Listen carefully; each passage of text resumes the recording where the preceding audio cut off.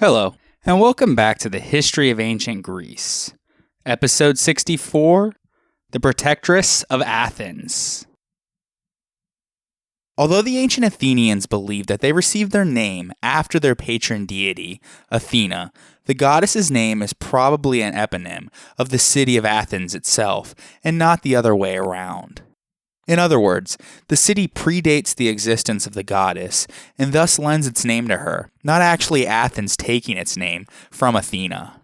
In a linear B tablet from Knossos, there is the inscribed name of Athana Patnia, or Patnia Athana, which is often translated as the mistress or Lady Athena. There is a majority belief among scholars that Athena was in origin a Minoan or Mycenaean deity, perhaps identical with the shield goddess who appears on a painted tablet at Mycenae itself. As a warrior goddess who protected the king and citadel, this mistress had parallels in the Near East, with Ishtar and Anat, and in Egypt, with Neith. In later times, she was syncretized with the Roman goddess Minerva. Still, the exact relationship between the Bronze Age goddess and the Athena of the classical Greeks is unclear, since gaps and inconsistencies in the archaeological evidence mean that we cannot demonstrate continuity of worship. Still, Athena's sanctuaries and temples are very often found at the city center, particularly on fortified heights like the Athenian Acropolis. In Greek towns of the early Iron Age, her dwelling place was often juxtaposed to that of the local chieftain or king. Later, she championed the polis with its varied forms of government. She presided over the arts of war, such as the taming of horses, the training of warriors, and the building of ships. As a goddess of crafts, particularly weaving and metalworking, she invokes the palace economies of the Bronze Age. Even if prototypes of the goddess predated the rise of Athens, she became very early on a unique and divine projection of the corporate personality of the city itself. The Athenians wanted to be known for their wisdom, their military excellence, and their talents in various crafts, all of which the goddess embodied. And so they used Athena as a kind of symbol or mascot on their coins and in images throughout the city. Their foundation myth, that is the story that tells how their city came to be, includes the dominating presence of Athena. They were, for all intents and purposes, the children of Athena, a difficult feat that only myth could accomplish, given that she had never been touched by a male. For how this came about in the early myths of Athens, check out episode 24. Because of this, Athena is often followed by the epithet Parthenos, which means virgin. And so the famous Parthenon in the Acropolis of Athens was the temple dedicated to Athena the Virgin. It is not merely an observation of her virginity, but a recognition of her role as the enforcer of sexual modesty, as the Athenians upheld the ideal of virginal female behavior in their patriarchal society. According to myth, when Zeus became the ruler of the New World Order, following the Titanomachy, he lusted after Metis, the Titaness who assisted him in defeating his father, by giving Kronos an emetic that caused him to vomit out Zeus's siblings. Metis took on all sorts of animal shapes to elude him, finally becoming a gnat. Meanwhile, Zeus was informed from Uranos and Gaia that any union he would have with Metis would result in the birth of a girl that resembles him in nature, but then he would have a son that would displace him from his reign. Well, Zeus didn't want any of this, so he swallowed Metis, while she was still in the form of a gnat, but it was too late because she was already pregnant, unbeknownst to Zeus. At some point down the road, Zeus experienced an enormous headache, and he called out for the other gods to help him. Hermes realized what he needed to do, and so he split Zeus's skull open with an axe, and from his head sprang forth Athena, fully grown and armored. Hera was so annoyed at Zeus for having produced a child without her, she was the goddess of childbirth after all, that she conceived and bore Hephaestus by herself, possibly because of the manner of her birth, from a man's head and not a female's womb. Athena often exhibited traits that were more typically categorized as masculine, more so than feminine, even though she was often depicted as a beautiful woman. However, the birth of Athena was not without some feminine influence. Even though she sprung forth from Zeus's head, Metis, whose very name means wisdom, was technically her mother, and Athena would go on to possess the traits of the goddess whom Zeus swallowed. Still, Athena remained rightly bonded to her father, and she would be the only one among his children who had the privilege to wear his shield, the Aegis, and enter his arsenal and use his thunderbolt. Athena was greatly involved in the war with the giants, and so she can be seen as one of the great defenders of the Olympian world order. Only she and Zeus were brave enough to defend the world order from the usurper Typhon, a monstrous, fire-breathing son of Gaia, who is said to have had an outlandish appearance, with many strange-shaped heads and hands and snakes extending from his thighs. When the other Olympians fled and concealed themselves in Egypt, Athena and Zeus hunted him down in Syria. They then drug him across the sea to be buried under Mount Etna in Sicily, as a volcanic god and the source of the fire in the forge of Hephaestus. It is important to note in all of these stories that the giants, under the direction of Gaia, the mother of the Titans, wanted to re-establish the reign of terror and violence that had characterized earlier generations of gods. Athena shows herself to be a champion of Zeus's civilized and intelligent rule, and by extension, progress and civilization in the society of men. In the story of the contest between Poseidon and Athena for patronage of Athens, Athena gave the valuable and well-received gift of the olive tree, which stands next to the Parthenon, in contrast to the saltwater spring given by Poseidon. Because of this, her symbol became the olive tree, and the olive became the source of wealth and power for Athens, providing something edible, something that can be used for shelter, and something that can even be traded. Athena, though, only began to give gifts to the Athenians. As Athena Agerne, she was the patroness of the craftsmen and artisans who work with their brain and their hands. With her clever mind, she was particularly skilled in taking raw materials and untamed elements of the earth and exploiting them for profitable use. The goddess herself is unequaled in regards to ceramics, carpentry, and weaving. She was taught the crafts by the Cyclops and then passed them down to the people. Several of Athena's myths are understood in this context, such as the well-known story of Arachne. There are many versions of this myth, but the most well-attested is found in the Metamorphosis of the Roman poet Ovid.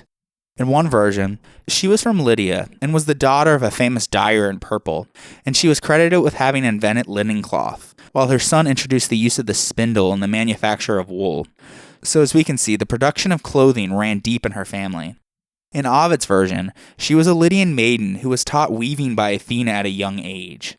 She was arguably Athena's best student, and she became such a great weaver that she bragged excessively to everyone that her skill in weaving has now surpassed that of even her teacher, and she refused to acknowledge that her skill came, in part at least, from the goddess. Athena, though, so loved the girl that she gave Arachne a chance to repent her hubris and redeem herself. She did so by assuming the form of an old woman and going amongst the people in Arachne and warning her, quote, "You can never compare to any of the gods. Plead for forgiveness and Athena might spare your soul," end quote. Not knowing that it was Athena in disguise, Arachne doubled down though, replying, quote, "I only speak the truth, and if Athena thinks otherwise, then let her come down and challenge me herself," end quote. Athena was so furious about Arachne's audacity that she revealed her divine nature and challenged her to a contest. Athena chose to weave a tapestry showing her victory over Poseidon for patronage of Athens, plus punishments that the gods imposed on presumptuous mortals. Arachne wove a tapestry that depicted the sexual escapades of the gods, particularly Zeus, who tricked and seduced many mortal women. When Athena saw that Arachne continued to insult the gods with her work, she became even more enraged. In typical divine fashion, she picked up her staff and destroyed Arachne's tapestry and loom. Athena then struck Arachne in the head 3 times. A terrified Arachne, realizing the mistake that she had made, then hung herself with her thread in her shame. Athena felt sorry for her, though, and said that she could live but had to hang there forever. After saying this, she sprinkled her with the juice of a cate's herb, and immediately, at the touch of this dark poison, Arachne's hair fell out. With it went her nose and ears, her head shrank to the smallest size, and her whole body became tinier. Her slender fingers stuck to her sides as legs, and the rest of her body formed her belly, from which she still spins a thread, and as a spider, weaves her ancient web. She kept her old occupation, but was turned into a spider for her hubris, and the Greek word for her spider was Arachne. Athena's association with the crafts often brings her into the realm of Hephaestus, and so this is why the two gods were frequently worshipped together, for instance at the Hephaestion and the Athena Agora. Because their functions oftentimes overlapped with those of Zeus and Poseidon, Athena was often worshipped in tandem with these deities too.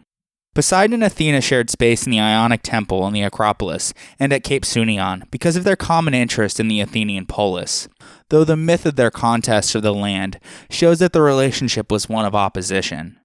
At Colonus in Attica, Poseidon Hippios and Athena Hippia, of the horses, had a shared altar in Pausanias' time. Athena's interest in horses stemmed not only from her identity as a war goddess, but also from her role as a teacher of crafts and skills. When Poseidon with his violent nature attacked Demeter and sired a horse, named Arion, Athena created the bridle that went on the horse to control it. Furthermore, according to Pindar, Athena gave a golden bridle to Bellerophon, which he used to tame Poseidon's horse-shaped son with Medusa, called Pegasus. In return, he dedicated an altar to Athena Hippia in Corinth, where her worship was focused primarily on the taming and training of horses. And so Athena gave to mankind the ability to control horses, while Poseidon, on the other hand, was the creator of the horse and the source of its fierce energy and speed. Athena also helped the Greeks turn iron into the plow and to develop the yoke for animals. And so Athena is a symbol of civilized behavior. While Poseidon roused waves and created trouble for sailors, Athena helped the Greeks build the first ship, the Argo, which the Greeks used to control the sea. Also, Hermes protected the flocks in distant mountains, from which Athena taught mankind to create wool for their clothes. Furthermore, while Ares represents the chaos of war, Athena symbolizes the order in war. When war breaks down, he loved the fury, but Athena was interested in an orderly, defensive war. She helped the Athenians to develop wartime tactics and technologies, and she built up the defenses of the city. Athena, though, disliked fighting without purpose, and thus preferred to use wisdom to settle predicaments, and so she encouraged people to use intuitive wisdom rather than anger or violence. She approved of fighting only for a reasonable cause, or as the last resort to resolve a conflict. She inspired art, literature, philosophy, and statescraft. She set up the first trial by jury and introduced the idea of mitigating and extenuating circumstances and judging the accused. In short, she provided everything that was needed for high civilization, and in doing so, she propelled Athens to the forefront of the Greek city-states. And so, the many epithets of Athena speak to her technical skills and wisdom. She has clear vision and was sharp-witted, and thus she was described as glaucopis, which either means owl-eyed or bright-eyed, or describes the gray-blue color of Athena's eyes. Because of this, the owl too became the symbol of Athena. Even today, the owl is a symbol of wisdom. Unsurprisingly, the owl became a sort of Athenian mascot. Because of her fierce, warlike character, the Greeks recognized that civilization has to be defended in order to thrive, and so they also called her Athena Promachus, which literally means forefighter, because she stands on the front lines and holds up her shield to defend her favorites in battle. In fact, the statue of Athena Promachus on the Athenian Acropolis showed her in a defensive posture, with a helmet on her head, and wielding a long spear and a shield adorned with the head of Medusa. A large snake accompanied her, and in her hand she holds Nike, the goddess of victory. Worshipped as Athena Polias, meaning of the city, she was the protector of not only Athens, but also of many other cities, including Argos, Sparta, Gortyn, Lindos, and Larissa. Athena's mythical intimacy with her father Zeus, as we mentioned earlier, is reflected in many dual cults, particularly those that deal with civic administration, law, and justice. In Sparta, they shared the titles of agoreos, or of the marketplace, exenios, or of strangers, and ambulios, or of council, among others. In Athens, as we learned from the orator Antiphon, the council chamber, or bulletarian, contained a shrine of Zeus Boleos and Athena Boleia, or of the council, at which members prayed as they entered. Poleos, Zeus's title as the protector of the city, is the masculine form of Athena's common epithet Polius, while Zeus Fratrios and Athena Fratria shared altars throughout Attica as the patrons of the Athenian kinship groups known as phratries. Athena also frequently accompanies Zeus when he appears in his chthonic guise as a serpent. In the 5th century BC, for example, a dual sanctuary of Zeus Malikios and Athena existed at Athens. The same configuration of goddess and serpent companion is to be found in the cult of Athena Atonia, and of course in the presence of Athena's serpent, sometimes identified with Erichthonios, on the Athenian Acropolis. In fact, the earliest autochthonic Athenian kings, like Kekrops, are often associated with the serpent, as we discussed in episode 24. Athena is often called Pallas Athena in literature, as well as on archaic dedications from the Athenian Acropolis, and 2 different stories explain this name. The first is that the giant she fought in the Gigantomachy, and whose skin she flayed and then wore on her breastplate, was named Pallas. This breastplate itself has snakes on its border because the giant was known for having snaky legs. If this is true, then Pallas is derived from the verb pallane, which means to brandish, as in a weapon. If the other story is true, then it is derived from Pallakis, meaning youth or young woman. The god Triton, a son of Poseidon, had a small girl named Pallas and gave her to Athena to watch over her. At one point, while training her in fighting, the two were sparring with a spear, and Athena tripped and fell. When Pallas was about to jab her, Zeus intervened with his aegis, or shield, and blocked her blow. But Athena grew angry and killed the girl in retaliation. Athena felt so much remorse for her actions that she took on the girl's name and built a statue of Pallas dressed like Athena, known as the Palladium, and kept it with her on Mount Olympus. One day, she accidentally kicked it, and it fell from the heavens and landed in Troy. And so, as long as the Trojans possessed it, the city could never be taken. So during the Trojan War, it became the focus of much intrigue, as the Greeks sent in several expeditions to steal the Palladium from the Trojans. In fact, many later sources speak of the successful covert mission by Odysseus and Diomedes in entering Troy and carrying off the small statue. Vase paintings also illustrate this theft. Later, Athens, Argos, Sparta, and even Rome had their own protective images of this type, each boasting that it was the original Palladium of Troy. Trials for accidental homicide and the murder of non-citizens were conducted at a court in the place called Palladion, located on the southeast side of Athens on the Ilissus River. The origins of this court were also tied in legend. The Athenian king Demophon, the son of Theseus, was said to have confiscated the Palladium from Diomedes of Argos and his men at the port of Phaleron after his return from Troy. During this scuffle, Demophon either killed the Argives or accidentally caused the death of an Athenian. Regardless, he was brought to trial for this homicide in a court near the Ilissus River, which thereafter served the same function. Two old priestly families, the Gephyreoi and the Bezuagai, oversaw the sanctuary of Athena established there, and during an annual festival, the statue was carried in a procession to Phaleron, where it was washed in the sea. This cleansed the image from the miasma that was brought about by repeated exposure to the murderers, who were tried in the court, and the original bathing of the statue was ascribed to King Demophon himself. Because it was made of wood and small enough to carry about, the Palladion was probably of an archaic date. In ancient Greek literature, Athena appears as the patron and helper of many heroes, who depended on her craftiness and intelligence to either get them out of situations or to carry out their heroic endeavors. Oftentimes, she replaces them in action so that she can defeat the enemy and keep them safe, in her role as Sotera, or savior.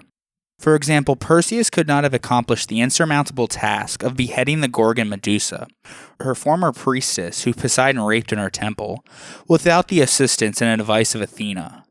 From then on, she adorns her horrifying Gorgon head on her shield as a deterrent.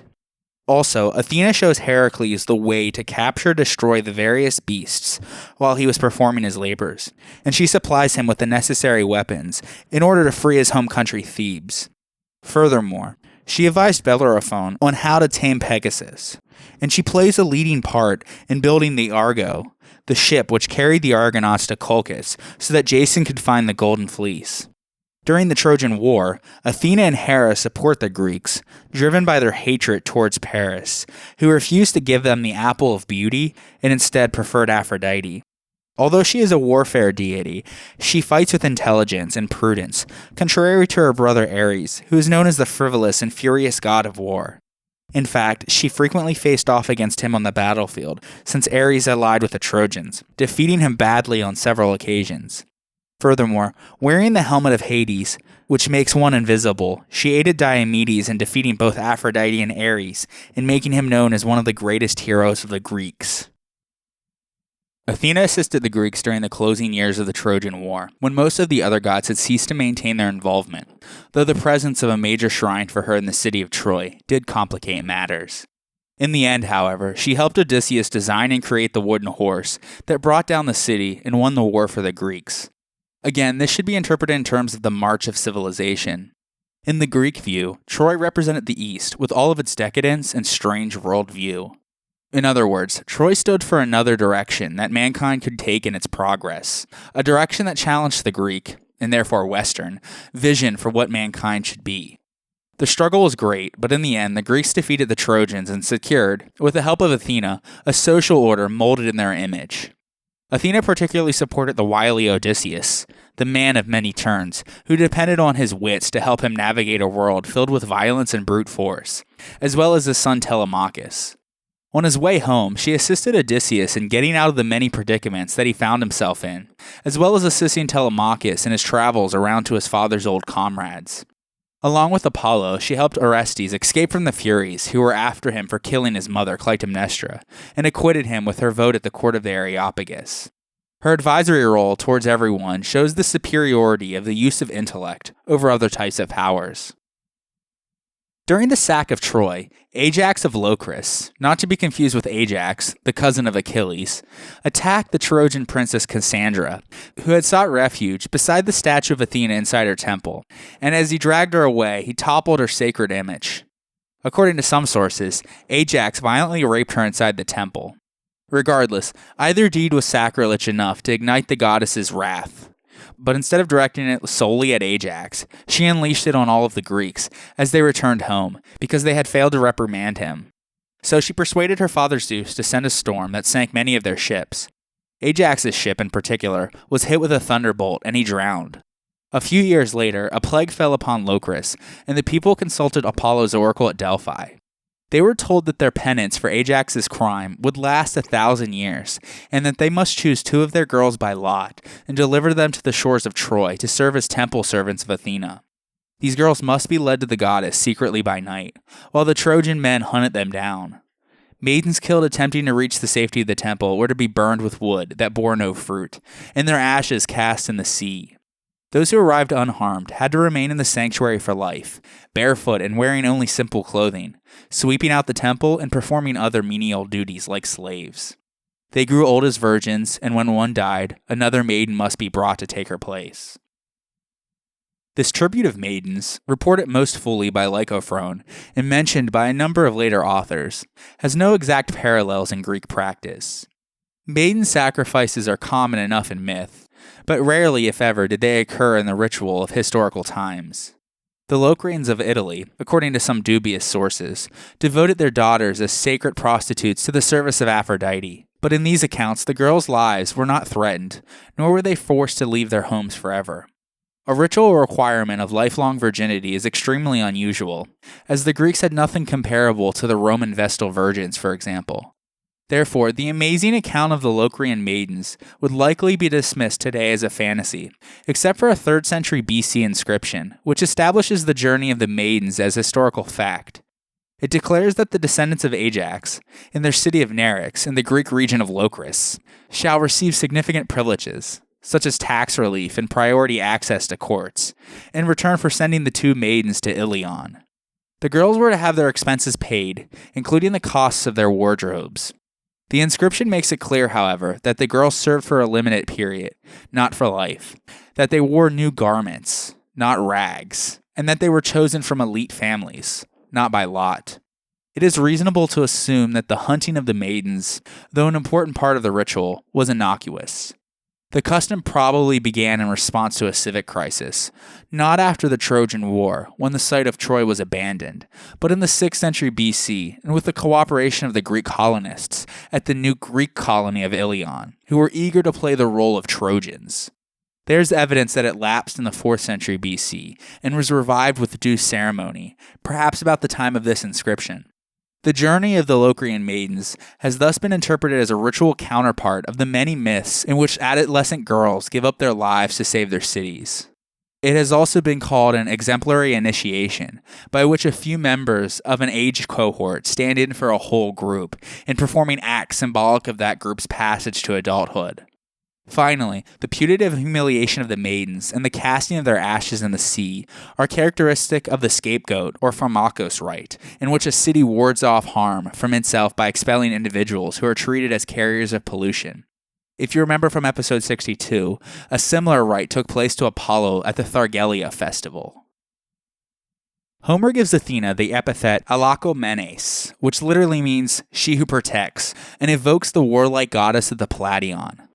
Several cults of Athena under this name existed, but its oldest home was perhaps her ancient sanctuary in the Boeotian town of Alakomenai. Local legend held that Athena was born, or grew to adulthood here. Her poetic epithet, Tritogenia, or Triton-born, was associated with the river god Triton. Oddly enough, nearby Coronia boasted another sanctuary of Athena, of equal antiquity and renown, which served as the site of the Pan-Boeotia, or Festival of all the Boeotians. This gathering, already old in Pindar's time, involved contests in chariot racing, music, and athletics. A series of 6th century BC Boeotian vases showing a festival in progress and an arm Athena standing before an altar and temple have been attributed to this cult. The worship of Athena Itonia originated in the Thessalian town of Iton, but was brought to Boeotia when the Boetoi moved south in the early Iron Age.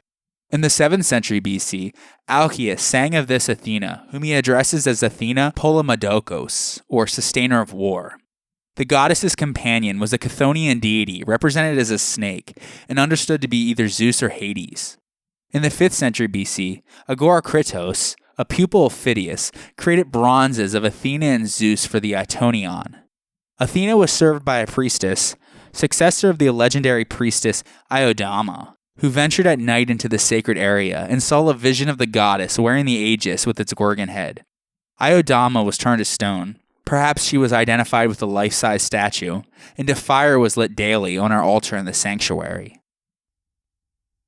And now, let us take a short break for a word from our sponsors. The History of Ancient Greece is powered by the CLNS Media Network, and today's episode is brought to you by Great Courses Plus.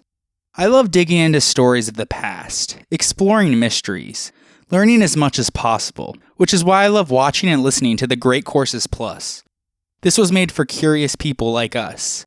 The Great Courses Plus finds the brightest minds from the top 1% of professors in America and makes them accessible to all of us in their lecture series.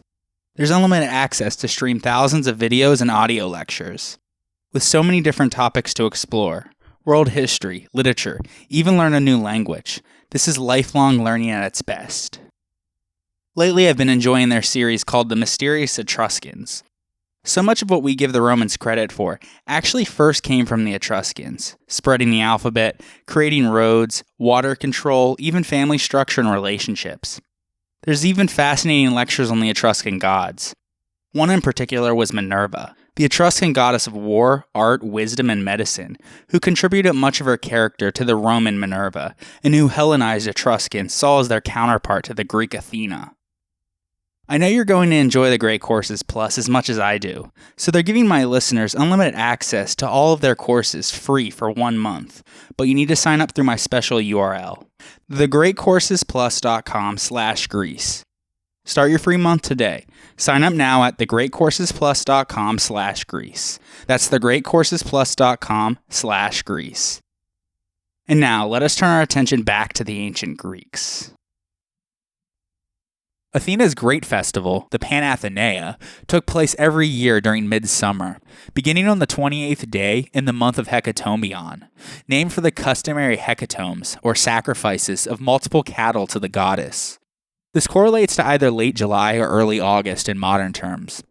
It was celebrated as Athena's birthday, and as such marked the beginning of the Athenian calendar year.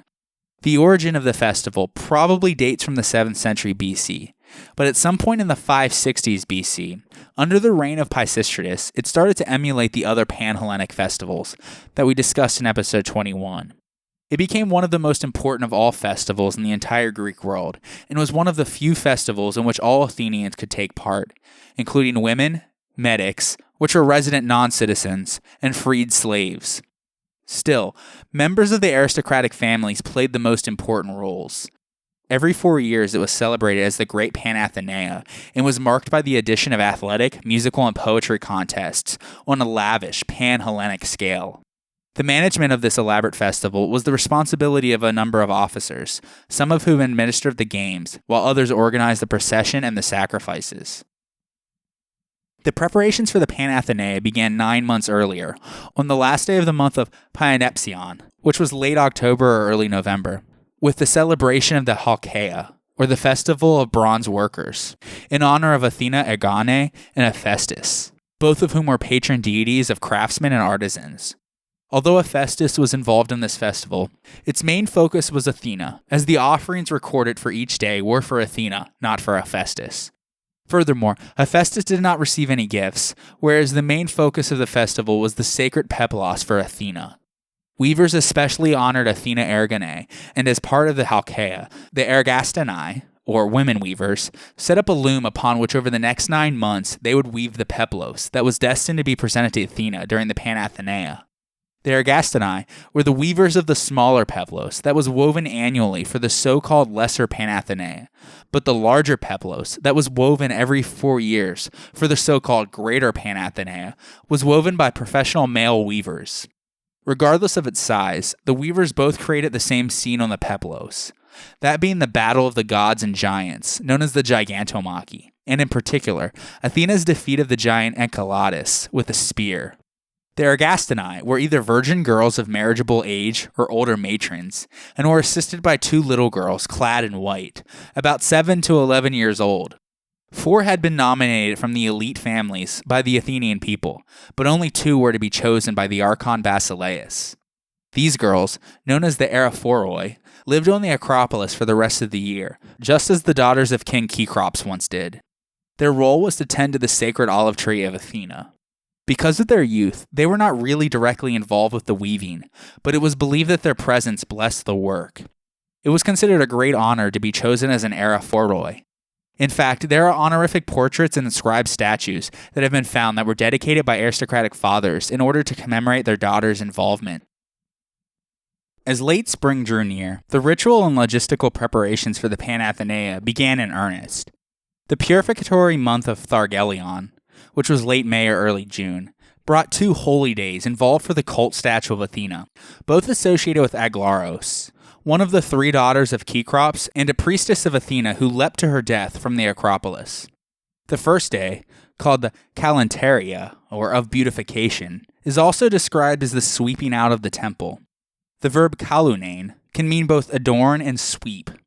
Alternatively, the ritual may have involved the cosmesis, or adornment of the image, with jewelry and other items, because it was said in connection with this festival that Aglaros was the first to adorn the goddess's image. Then, on the 22nd day of the month of Thargelion, the Athenians celebrated the Plenteria, a festival that lasted for 5 days. Its name came from the verb plenein, meaning to wash. During this period, the Plentrides, who were priestesses from the Praxaergidae, an Athenian priestly family, performed a cleansing ritual within the Erechtheion, a sanctuary on the Acropolis that held the original cult statue of Athena.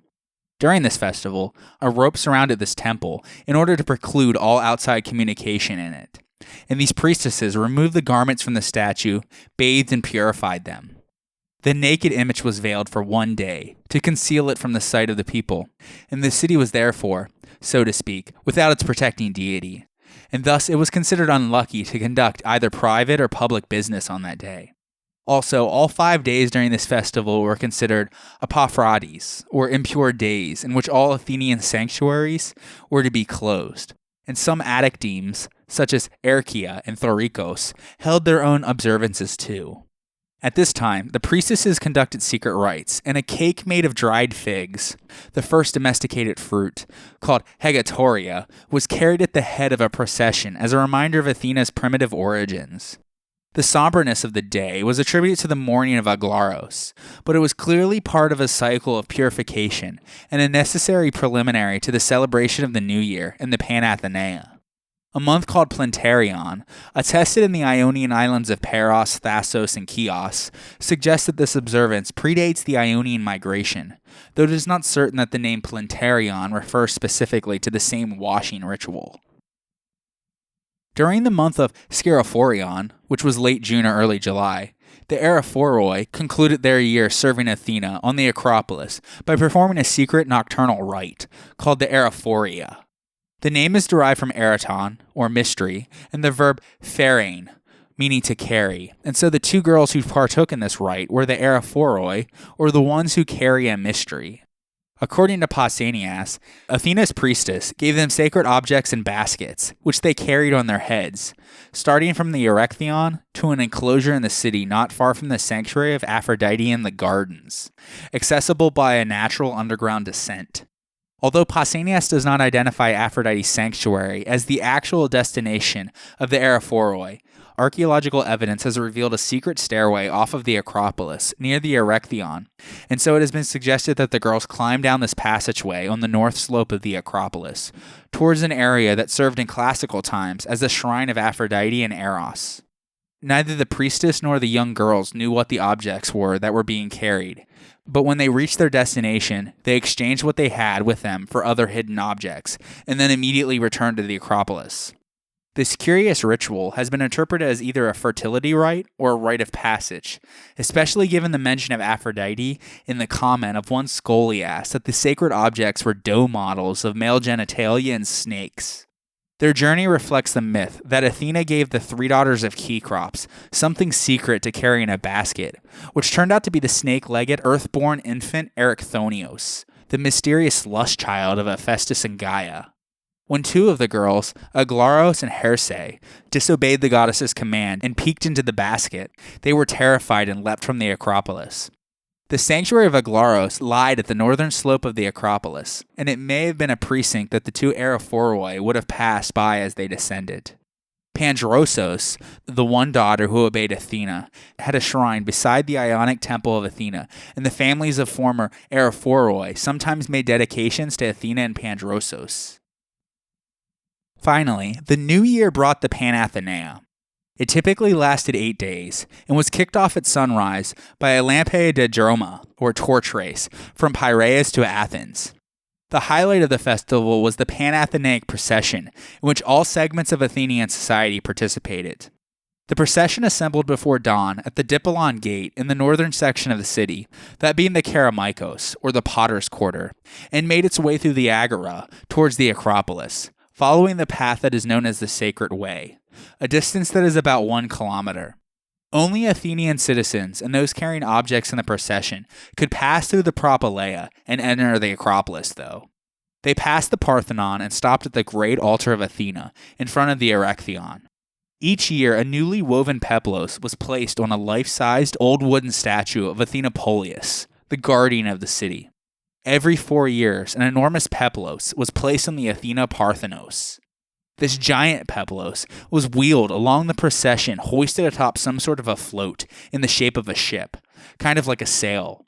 There must have been a ramp at the Propylaea in order to get this float-like object up onto the Acropolis. The olive wood cult statue was now fully dressed and adorned for the first time since the removal of its cosmesis during the Plentaria. Also, the little girls who were chosen to be in the procession each carried a normal-sized peplos for the life-sized Athena statues. Once they got up to the Parthenon and swapped out all of the peploi, both on the large statue and on the life-size statues, there was a sacrifice of about 100 cattle. All were sacrificed on the great altar of Athena Polias, except for one, which was pre-selected as the best quality cow and sacrificed on the altar of Athena Nike. This was overseen by the 10 hieropoioi, literally the doers of sacred things, and there was one from each Athenian tribe.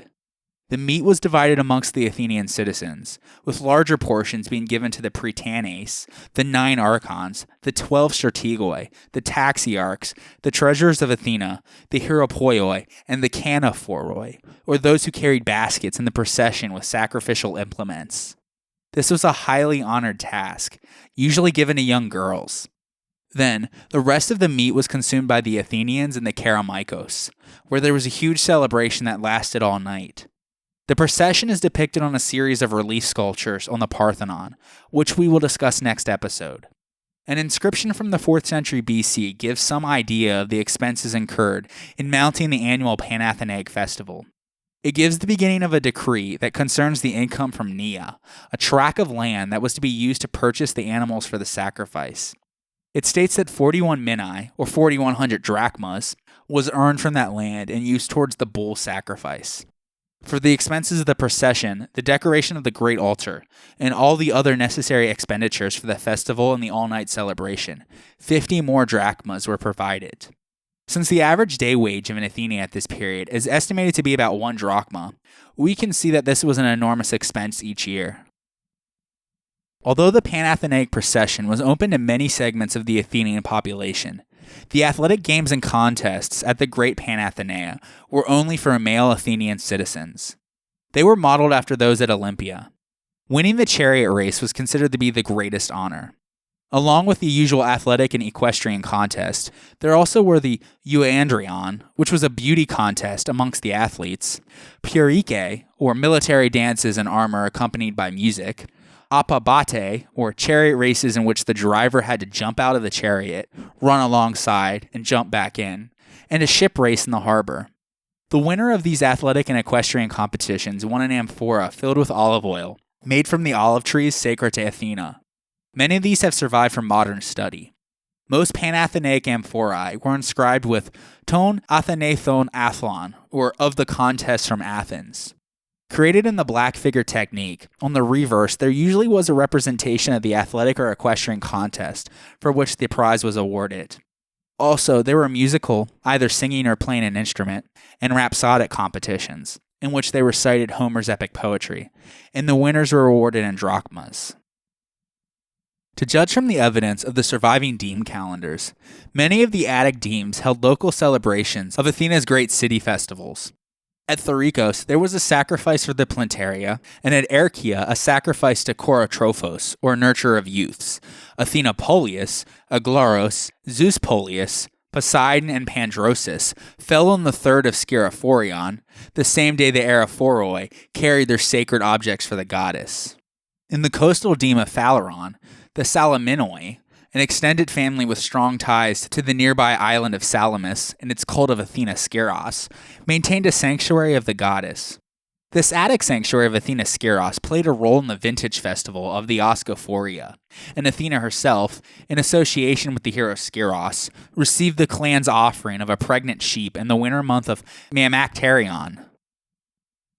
The little-known cult of Athena Palanis, or of Pallani, is important for the light that it sheds on the process by which the cults of Attica were absorbed into the larger system of the Athenian polis during the 8th and 7th centuries BC, and their continuing relations. Athenaeus preserves the rather mangled texts of a dedication and a sacred law pertaining to this Athena Palanis. From them, we learn that several of the inland demes, including Pallani, were gathered into a league centered on the worship of Athena. No later than the 7th century BC, this cult was brought under the supervision of the state in the person of the Archon Basileus, or the King Archon, who had inherited the original king's religious authority. He selected a group of officials, known as archontes, or rulers, who in turn designated parasitoi, or fellow diners, from each member deme. The archontes and parasitoi, the social elite of their communities, enjoyed a yearly banquet funded by the goddess in a building maintained for this purpose. Like several gods whose sanctuaries were located outside the urban area of Athens, Athena Palanis possessed considerable wealth, and her sanctuary easily financed the annual feast. A 5th century BC temple in the Agora, moved from its original site in the Roman period and previously assigned to Ares, is now thought to be the shrine of Athena Palanis. Although she had a less dominating presence than at Athens, Athena was a prominent civic goddess in virtually every Ionian city by the 8th century BC. At Miletus, where Apollo was the patron deity, the 7th century BC temple of Athena was constructed in the commercial district of the city. It was repeatedly damaged and rebuilt over the succeeding centuries. An unbroken series of votive offerings, including metal items such as a fragmentary bronze griffin cauldron, stretches from the 8th century BC onwards and hints at the wealth of the sanctuary. Likewise, the earliest activity at Athena's sanctuary in Erythrae is dated to the 8th century BC. Among the oldest structures found there was a temple, rebuilt in the 6th century BC. Pausanias describes the cult statue of Athena Polius at Erythrae as a large enthroned Athena made of wood, holding a staff and crowned with a polos, a cylindrical headdress often worn by goddesses. Such representations of Athena with spinning tools are virtually absent from the Greek mainland, although facilities for sacred weaving in her sanctuaries were not unusual. At Smyrna, the first temple to Athena appeared in the early 7th century BC, and its successors grew ever more elaborate. Excavation has revealed a wealth of faience, ivory, terracotta, and stone objects traceable to Rhodes, Crete, Cyprus, and Syria, evidence of the cosmopolitan city's flourishing trade in the Orientalizing period. Around 600 BC, the Lydian ruler Alyattes sacked the city and looted the temple, but the people quickly rebuilt it. Several mushroom-shaped capitals from the early 6th century BC temple have survived. Alyattes also burned the temple of Athena at Asessos, in the territory of Miletus. As a result of the sacrilege, he fell ill, and the Delphic oracle ordered him to rebuild the temple as penance for his offense to the goddess. Investigation of the ancient site, where excavators found the remains of an archaic city, and at least one temple destroyed and rebuilt in the 7th century BC, supports the general outline of Herodotus' account, which we described in great detail in episode 15. In addition, Priene, Phocaea, Ephesus, Teos, Colophon, and Clazomenae also had cults of Athenopolius, demonstrating the great popularity of Athena amongst the Ionians. Herodotus relates that all Ionian cities, except for Ephesus and Colophon, celebrated the Apatoria, a coming-of-age festival celebrated by the phratries, or clans. Athena and Zeus presided over the Apatoria at Athens, so the same may have been true in the Ionian cities. We discussed the Apatoria at Athens in great detail in episode 62. Tegea in Arcadia was an important religious center of ancient Greece, and the sanctuary containing the temple of Athena Alia is the richest site so far excavated in that district, and the only one to produce significant Mycenaean finds. The earliest material dates to the Late Bronze Age, and though cult activity is archaeologically visible only from about 900 BC, the worship of a goddess on the spot may have far deeper roots. Excavations have focused on the site of the successive temples and an associated sacred spring to the north, both of which yielded a rich variety of archaic and classical votives, including a wealth of bronzes, lead and iron objects, jewelry, and ivories. Some take the form of horses and deer, and there are also sealstone and fibulae. During the 8th century BC, the first temple was constructed of wattle and daub on an apsidal plan, and had a neighboring metal workshop. It was replaced in the late 7th century BC by a monumental stone temple, which continued in use for some 300 years until it was destroyed by a fire in 392 BC. The sculptor and architect, Scopas, designed the third temple in the Doric order, as one of the finest and largest in the Peloponnese. Only the foundations and some column drums are all that stand today. The priestess of the temple of Athena Alia at Tegea was always a maiden who held her office only until she reached the age of puberty. The Archaeological Museum at Tegea narrates the history of the temple and displays collections from the excavations. Its east pediment illustrated the Arcadian myth of the Caledonian boar hunt, and the trophies from the great beast, including its hide and tusks, were proudly displayed within. Its other treasures, appropriate to Athena, included trophies of war, such as the chains that were brought by Spartan invaders, who hoped to enslave the Tegeans, but themselves suffered this fate, mentioned in episode 22, and a bronze vessel used to feed the horses of the Persian general Mardonius, which was taken as a prize by the Tegean warriors, involved in the capture of his camp at Plataea. The cult statue was a small ivory Athena, but it was looted by Augustus, along with the boar's tusks, and set up in his new form of Augustus at Rome. The earliest deity worshipped on the spot was probably not Athena, but an indigenous goddess called Alia, whose name seems to mean place of refuge. Indeed, asylum was an important function of the sanctuary in historical times, and we are told that the entire Peloponnese respected the sanctity of Athena's suppliants. The names of many people who saved themselves by seeking refuge in this sanctuary have been recorded there. The cult was so renowned that daughter sanctuaries were founded in Laconia and on the border with Argolis. The geometric finds from the sanctuary suggest concerns with fertility in the form of pomegranate pendants, and women's issues in the form of loom weights, beads, and other jewelry in great numbers, but also include items more often associated with Athena's cult, such as miniature votive shields. In any case, if Athena and Alia were distinct goddesses, they had merged by the 6th century BC, when a very pan-Hellenic bronze Athena with helmet, spear, shield, and aegis was deposited. In Laconia, a statue of Athena Alia also existed on the road from Sparta to Thrapne. Sparta was dotted with minor cult places of Athena. These included 3 separate shrines of Athena Kaleutheia, or of the road, which were associated with a race ran by the suitors of Penelope. In the area of the Dromos were sanctuaries of Heracles and Athena Axioponos, or of deserved vengeance. The latter was connected with Heracles' punishment of Hippocone for killing his nephew Oenos. And another shrine of Athena was founded by Theros, the great-grandson of Orestes and colonizer of Thera, or modern Santorini. The variety of her cults illustrates Athena's regular function as a goddess of nearness, the guardian and helper of heroes. It also reflects Sparta's background as a group of independent villages loosely gathered into a polis, but never fully urbanized or consolidated. On the Spartan Acropolis, a hill of no great height, the most important structure in the sanctuary of Athena Poliokos, or city protector, was the Halkioikos, or of the Bronze House. Its origins were attributed to the mythical king Tyndaris, though excavation shows that the earliest remains are geometric. The temple itself and its bronze cult statue belong to the 6th century BC. The temple was apparently sheathed in bronze plates, some of which were found by excavators at the turn of the last century. None of the relief-decorated plates have survived, but these included scenes of Athena's birth and the feats of Peloponnesian heroes including Heracles, Castor and Pollux, and Perseus. The sanctuary was well known as a place of asylum for criminals, even those under a death sentence. The ancient sources tend to draw attention to this function only when it is violated, as in the gruesome death of the Spartan general Pausanias, the victor at Plataea in 479 BC. Suspected of intrigue with Xerxes and of fomenting a Helot rebellion, Pausanias was recalled to Sparta about 470 BC, and when he realized that he was to be arrested, ran into a back room of the Bronze House.